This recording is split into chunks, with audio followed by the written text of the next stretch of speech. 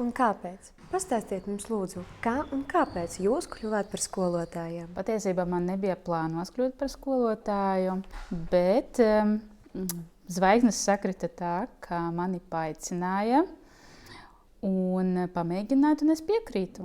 Sākotnēji gribēju būt par kaut kādu kultūras darbinieku, bet mana mamma pateica, viņa saka, nu ko tu tāds kultūras darbinieks darīsi? Un tad es domāju, man ļoti patika grāmatas lasīt. Es domāju, kāpēc nē? Bet es esmu sapratusi, es laikam neko citu neprotu, tāpēc, pieņemiet mani kāda esmu. Principā, negaidīti, protams, notika. Es biju iedomājies, ka es kādreiz būšu skolotājs. Tavā laikā tā Rēzeknes vēstis, tagad varbūt viņas arī bija ielikt sludinājums, ka tajā skolā, kurā es mācījos, meklēju skolotāju.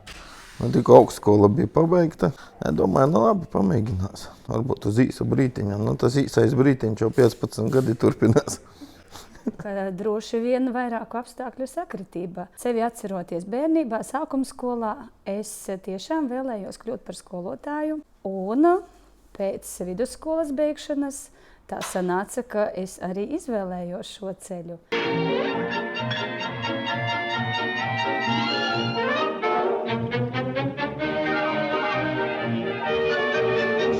Laikam tāpēc, ka mana vecmāmiņa bija skolotāja, kas strādāja arī Rēzeknē, un mans tēvs bija skolotājs. Laikam tāpēc es paliku par skolotāju. Tas ir ļoti grūts jautājums. Visu savu dzīvi es nodarbojos ar sportu. Citus variantus vienkārši nebija. Laikam tad, kad es biju pati skolēns, vienīgais, ko es zināju, ka mana nākotnes profesija būs tikai ne skolotājs. Bet tā sanācis, ka iegūju būvniecības izglītību un saprotu, ka savas zināšanas, ja es spēju nodot kādam tālāk un iemācīt arī gudras lietas, tas tā laikam arī sanācis pats pa sevi. Jau no bērnības es spēlēju ar lēlēm, un katrai lēlei bija sava burtnīca. Viņi pildīja tur darbus, pēc tam pārbaudīju. Un principā skolā arī zināju, ka gribu kļūt par skolotāju. Un tā, ka man ar angļu valodu bija ļoti viegli, tad es padomāju, tad es būšu angļu valodas skolotāja. Jā?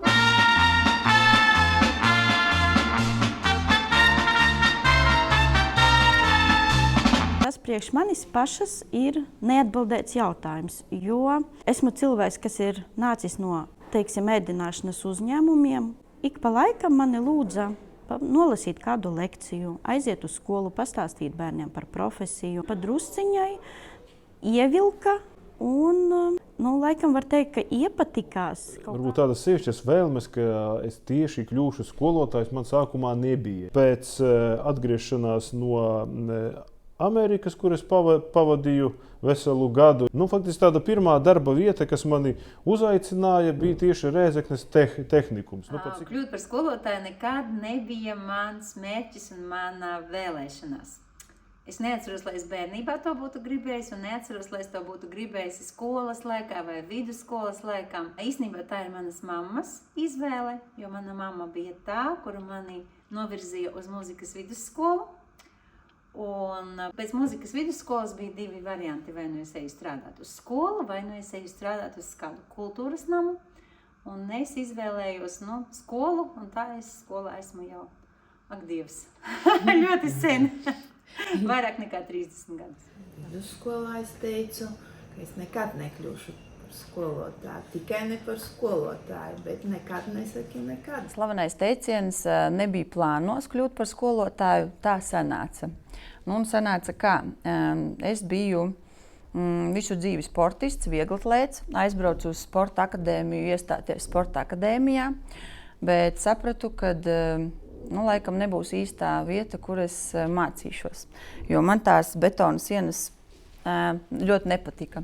Un sanāca tā, ka nākamā mācību vieta, kura tieši par sportu piedāvāja kaut ko, bija tajos laikos Rīgas pedagoģijas un izglītības vadības augstskola. Un proti viņi piedāvāja sporta skolotāju un bioloģijas.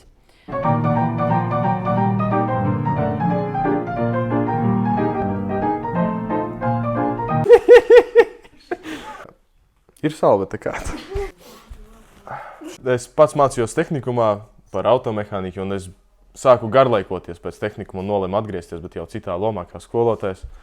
Nu, un, protams, man arī patīk darboties ar bērniem, mācītos un nodot savas zināšanas tālāk.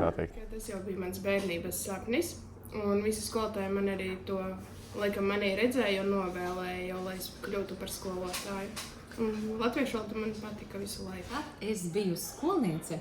Es īstenībā apskaudu tos skolotājus, kuriem nav jāmācās, jo skolotājs taču visu zina. Skolotājiem nav jāpilda mājas darbi, viņi paši var uzdot mājas darbus. Skolotājiem nav jāgatavojas pārbaudes darbiem, viņi var sagatavot pārbaudes darbus skolēniem un nav jāuztraucas par to, kāds būs vērtējums pārbaudes darbā. Man likās, ka tas ir sapņu darbs. Patiesībā gribēju kļūt ārsti, bet mamma visu laiku mani biedēja ar anatomikumu, ka es to neizturēšu, preparēšanu morgā un tā tālāk.